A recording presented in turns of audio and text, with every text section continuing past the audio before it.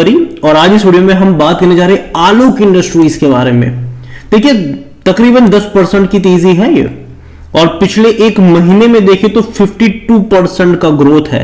लेकिन अगर हम एक हफ्ते से इसको कंपेयर करेंगे तो ये जो ग्रोथ है ना वो 70 से 75% का है। पिछले एक हफ्ते में आलोक का शेयर 70 से 75% का रिटर्न आपको दे चुका है। शानदार तेजी पिछले एक हफ्ते में यहां पर आई है। जब से भाई साहब रिलायंस ने इनको 3,300 करोड़ रुपए दिए हैं तब से तेजी बनी है।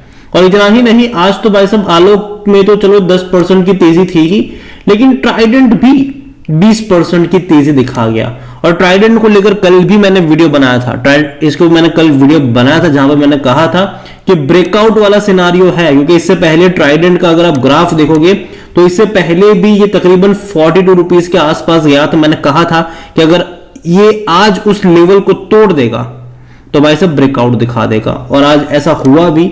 आज शुरुआत में धीरे धीरे बढ़ा और जैसे ही वो 42 रुपीज 43 रुपीज का लेवल तोड़ा एकदम से ये भागना शुरू कर गया और एंड ऑफ द डे भी तकरीबन 20% की तेजी रही। लेकिन वीडियो में स्पेसिफिकली बात करेंगे आलोक के बारे में कि यहां पर क्या चल रहा है और पिछले कुछ टाइम में, पिछले एक हफ्ते में खूब पैसा बना है।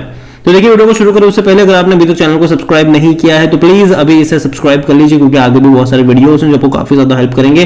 तो तेजी तो है यहाँ पर आलोक के शेयर में। अगर आप एक साल का भी ग्राफ देखोगे तो 132% का ग्रोथ है और ये भाई साहब अब तक का एक साल का सबसे बड़ा मूव कह सकते हो। इससे पहले इस तरीके का मूव कोविड के टाइम पर देखने को मिला था, जब ये 4 रुपए से आपको 55 रुपए तक जाता नजर आया था लगातार हर रोज। लेकिन बाद में गिरावट भी है क्योंकि वो फंडामेंटली कंपनी स्ट्रांग नहीं है। पहले भी ये जो मूव आया था वो खबरों के चलते आया था। जब कोविड आई थी और कोविड के टाइम पर जिसकी सबसे ज्यादा शॉर्टेज थी पीपीई किट, उसको इन्होंने बनाना स्टार्ट करा था और जिसके चलते एक पॉजिटिव मोमेंटम शुरू हुआ, लगातार भागता। लेकिन उसके बाद जब इनके क्वार्टरली रिजल्ट्स वगैरह आना शुरू हुए तो भाई साहब उतने अच्छे नहीं थे, लगातार गिरता रहा और फिर दोबारा बड़ी रफ्तार इसने दिखाई है। और आलोक को लेकर भी पिछले हफ्ते मैंने वीडियो बनाया था जब ये तेजी आ रही थी। मैंने कहा था कि देखो बेचना तो मत, बल्कि मौके यहां पर जरूर बनेंगे यहां से। और आलोक को लेकर देखा जाए तो भाई साहब देखो मुकेश अंबानी का कंपनी कह सकते हो आप इसको, और पिछले 5 दिनों के अंदर 1 लाख रुपयों का तकरीबन 1,65,000 बन चुका है। 5 दिनों में तकरीबन 65% का ग्रोथ है और एक वीक में अगर इसके लोअर लेवल से कंपेयर करें तो ग्रोथ डेफिनेटली 70-75% के आसपास का जरूर देखने को यहां पर मिल रहा है। और तेजी की वजह जाहिर सी बात है जो रिलायंस ने पैसा इन्फ्यूज यहां पर करने को लेकर बात करी है वही है। तो Mumbai based textile manufacturing company is owned by Mukesh Ambani की जो रिलायंस इंडस्ट्रीज है।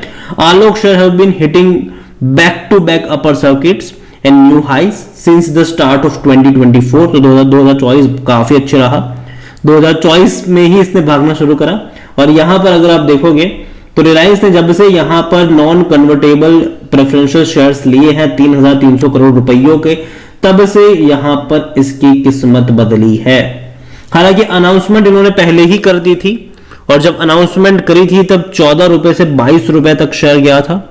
बाद में गिरावट अभी बनी थी, वापस से अभी तेजी देखने को मिल रही है। यहां पर देखिए Alok industries on January 2 announce that upon receipt of subscription money of rupees तकरीबन 3,300 करोड़ रुपीज जो है वो इनको यहां पर मिला है फ्रॉम रिलायंस इंडस्ट्रीज से, जो कि 9% का नॉन कन्वर्टेबल रिड्यूमेबल प्रेफरेंशियल शेयर्स है ये इनके।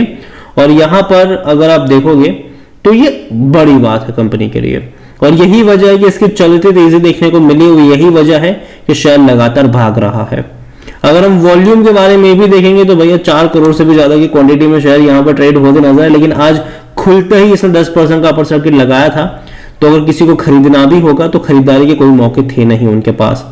According to Moneycontrol user 75% लोग कह रहे हैं खरीदारी करो, 17% लोग कह रहे बेचो और 8% लोग कह रहे होल्ड करके बैठे रहो। यहां पर कंपनी में देखो नंबर अगर आप देखो तो बहुत बुरे लगेंगे आपको। रेवेन्यू वाइज डेफिनेटली पिछले 2 फाइनेंशियल ईयर में तेजी जरूर आई है, लेकिन बाद में डिक्लाइन भी अभी अगर आप क्वार्टरली देखो तो एक डिक्लाइन से भी ये गुजर रहा है। तो नंबर तो अच्छे नहीं है पहली चीज। प्रॉफिट देखोगे तो वो है नहीं, नुकसान ही में है कंपनी। लेकिन ये जो पैसा रिलायंस से इनके पास आने वाला है 3,300 करोड़ रुपए, उसका जो इस्तेमाल होगा वो कंपनी अपने डेट को चुकाने में कर रही है। तो सीधी सी बात है, अगर कंपनी अपने डेट को चुका देगी तो कहीं ना कहीं जो पैसा इनका हर क्वार्टर हर साल डेट को चुकाने में जा रहा था थोड़ा थोड़ा करके, अब वो मेरे हिसाब से बचना शुरू होगा। और अगर ऐसा होगा तो इनके नंबर से मुझे लगता है कि इंप्रूवमेंट शायद आ सकती है। जहां तक वैल्यूएशन देखो तो भाई साहब देखो नेगेटिव में पी है, क्योंकि कंपनी लॉस मेकिंग है, कोई भी एनालिस्ट खरीदारी की बात नहीं कर रहा है। फाइनेंशियल्स देखोगे तो उतने स्ट्रांग नजर नहीं आ रहे हैं, लगातार रेवेन्यू में डिक्लाइन है, कंपनी लगातार लॉस मेकिंग है।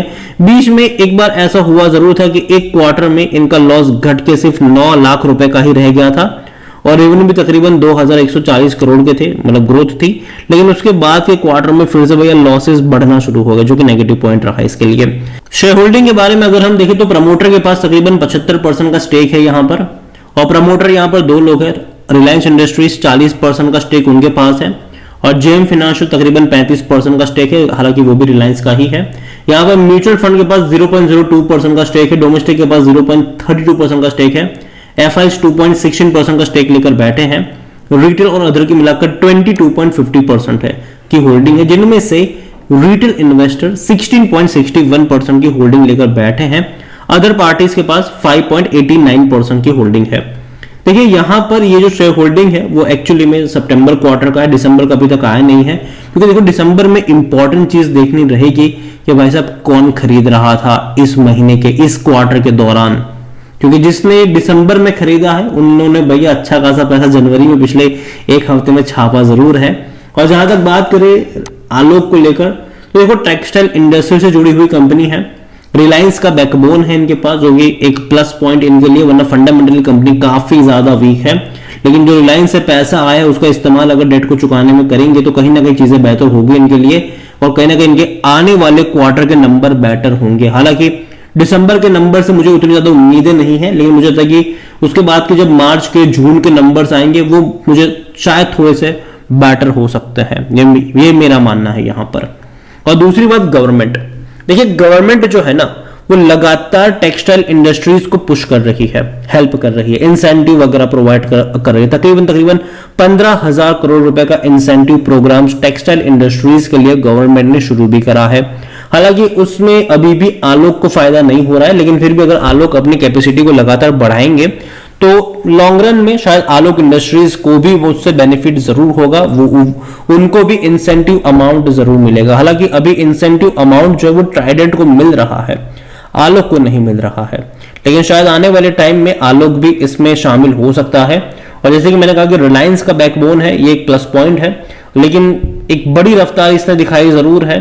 तो यहां पर तो मैं इतना ही कहूंगा कि अगर आप शॉर्ट टर्म के इन्वेस्टर हो तो एक स्ट्रिक्ट स्टॉप लॉस के साथ यहां पर काम करिएगा, क्योंकि ऑलरेडी इसने पिछले एक हफ्ते में 70% की तेजी दिखा दी है। तो जब इतनी बड़ी रफ्तार दिखाता है तो भैया बीच बीच में थोड़ा बहुत रुकता जरूर है। तो मैं एक्सपेक्ट कर रहा हूं कि देखो यहां से भागेगा, शायद हो सकता है कि शायद थोड़ी सी और तेजी कंटिन्यू कर ले, लेकिन बीच में शायद ये आपको 20-25% का करेक्शन दिखाएगा। और यहां पर मैं इतना ही कहूंगा कि लॉन्ग टर्म के लिहाज से मुझे लगता है कि नजर होनी चाहिए मुकेश अंबानी, रिलायंस इंडस्ट्रीज भैया कुछ तो पर्दे के पीछे यहां पर कर रहे हैं, जिससे आलोक बेनिफिशियरी हो सकता है।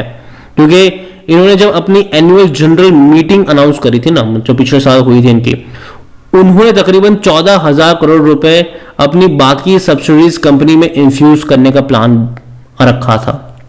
उनमें से सबसे ज्यादा इन्होंने अलॉट करा था वो आलोक इंडस्ट्रीज के लिए, मतलब करा था अलॉट तकरीबन 7,000 करोड़ रुपए। ये पहला इंस्टॉलमेंट है 3,300 करोड़ रुपए का, आगे और भी पैसा इन्फ्यूज करेंगे, तकरीबन 7,000 करोड़ रुपए इन्फ्यूज करने का प्लान है इनका।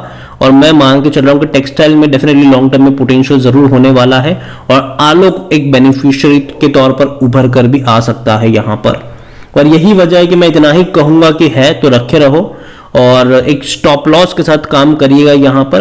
और जहां तक बात आती है फ्रेश बाइंग की, तो पहली चीज तो ये कि अभी यहां से एटलीस्ट मैं करेक्शन का वेट करूंगा। और अगेन बाय ऑन डिप्स का नजरिया आपका यहां पर होना चाहिए, बर्बाद होने वाली कंपनी नहीं है ये। और एक और ब्रेकआउट अगर कहीं पर आया वो ट्राइडेंट में भी आया है, कल ही मैंने इसके ऊपर वीडियो बनाया था, अगर आप चाहो तो उसको चेक कर सकते हो। तब भी मैंने कहा था कि एक बड़े ब्रेकआउट यहां पर देखने को मिला है, लंबे अरसे बाद एक ब्रेकआउट आया है यहां पर। अगर इसको ब्रीच कर देगा, 42 रुपीज का लेवल तोड़ देगा, तो 50 रुपए पर भी ज्यादा नजर आ सकता है, ये मैंने तब भी कहा था। अब मुझे लगता है कि 50 नहीं शायद 55 रुपए तक ज्यादा नजर आएगा आने वाले टाइम में। नेक्स्ट रेजिस्टेंस जो इसका बैठा है वो शायद आपको 60 रुपए 65 के बीच में नजर आ सकता है। तो हालांकि ये तो ट्राइडेंट की बात हुई, लेकिन आलोक मैं यही कहूंगा कि है तो रखे रहो। फ्रेश बाइंग की जहां तक बात है, अगेन यहां पर बाय ऑन डिप्स के मौके ढूंढने चाहिए। क्वार्टरली जो रिजल्ट्स इनके आने वाले हैं वहां पर मैं नजर रखना पसंद करूंगा, लेकिन हालांकि मुझे लगता नहीं कि इनके इस क्वार्टर के नंबर उतने बेटर होंगे, ये मेरा मानना है। तो हालांकि कंपनी एक प्लस पॉइंट इनका रिलायंस ही है। आज गिरते हुए बाजार में भी तेजी यहां पर देखने को मिली। आलोक 10% की तेजी, ट्राइडेंट 20% की तेजी। तो नजर रखिए इसके ऊपर। वीडियो को यहीं पे एंड करूंगा। पसंद आया हो तो लाइक करो, शेयर करो। चैनल अगर पहली बार है तो प्लीज सब्सक्राइब करें। और आलोक इंडस्ट्रीज के बारे में आप क्या सोचते हैं वो भी आप मुझे